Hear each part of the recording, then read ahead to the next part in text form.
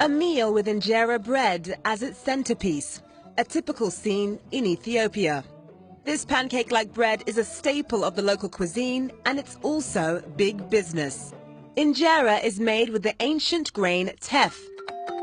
And according to the Ethiopian Agricultural Transformation Agency, Ethiopia grows nearly 5 million metric tons of teff for the domestic market alone. When you look across Ethiopia, teff specifically is the most important commodity for Ethiopia, both from the production side as well as the consumption side. Teff is native to the country, but is also a huge part of our culture. Teff turns into flour and then into injera. It's a staple loved by Ethiopians not just at home, but around the world. We produce, as I said, over 95% of the world's production of teff. The largest market at the moment for teff is actually the Ethiopian diaspora, who use it for traditional Ethiopian foods.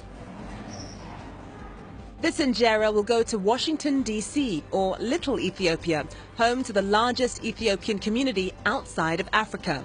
It's the main market for Mama Fresh, a major producer of ready-made injera. Heilu Tesema runs the family business.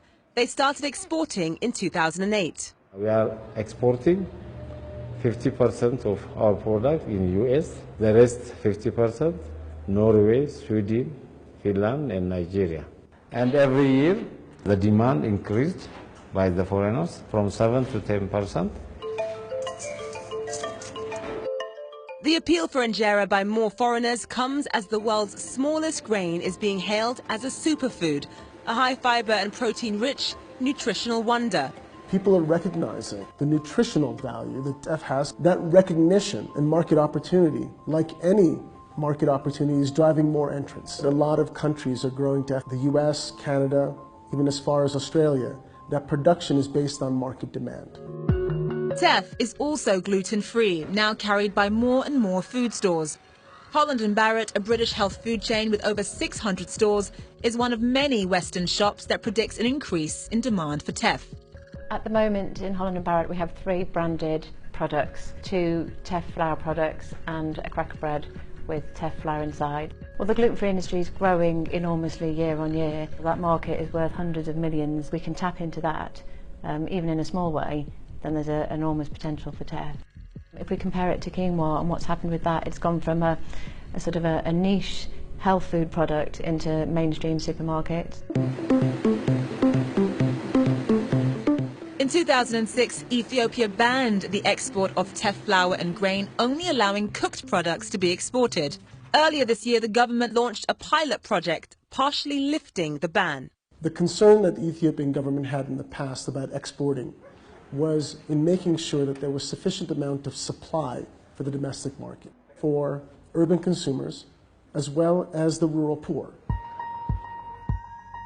The export ban was also due to concerns that local prices were on the rise. Some 6.5 million small farmers grow teff, the most widely planted crop in Ethiopia.